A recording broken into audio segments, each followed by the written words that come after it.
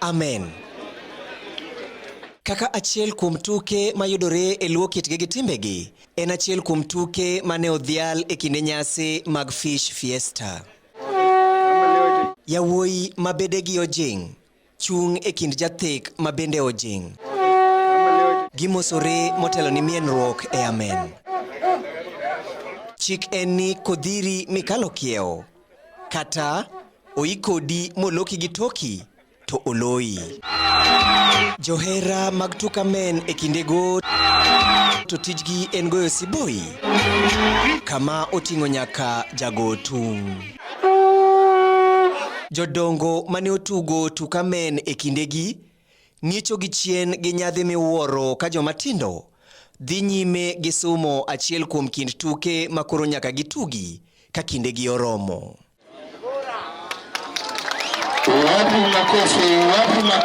Moko kuom migepe manyocha oyuoro e nyasino osiro chenro kapuoyo medruok mar kwand welo manyocha otimo limbe e kaunti ma Kisumu kalure gi chenro mar Fiesta, kendo dwaro koro nitie ni chenro mar Fiesta odhi nyime higa ka higa.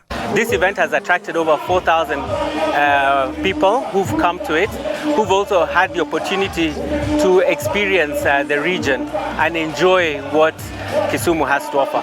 And what we've seen is that Kenyans are truly looking for to enjoy domestic tourism, and they're looking for new experiences, and this has offered them that opportunity. Part of the conversations that we have had is towards preserving and conserving Lake Victoria, so that while we are fishing, we also ensure that we protect the environment, we protect the lake against pollution. The other bit that we are keen to address is to boost our trade. Kisumu is very much ready as a tourist destination. Kawuono wan ka e Fish Fiesta, to waseneno amen. Pok waneno ga amen kamoro amora. Amen en wrestling mar joluo man ne gitimoga higa cha. But kawuono waneno amen live.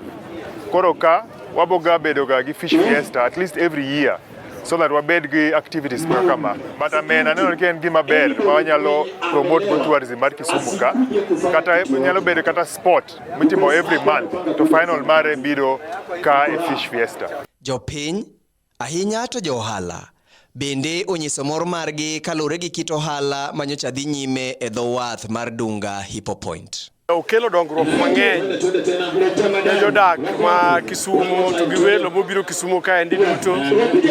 Waneno ka johala mopogore opogore otimo ohala kendo uso maber. Nitiere customers momiya mamana goyo erokamano ne Fish Fiesta. Okelo na customers mabedo godo kawuono chakre Friday, Saturday gi Sunday kawuono. Oganda mor kalure gi chenro mar Fish Fiesta ma e kinde adek mokalo osekelo kwand welo mopogre opogre e yor limbe, gino mabende ochwalo mbele chenro mag ohala mopogre opogre. Dwaro koro nitie ni chenro makama oyud sir e kinde mabiro, kaka yo mabiro neno ni oganda malora ni ogerre kaluwo kitgi gi timbegi bende okungi. James Okoth, Ramogi TV.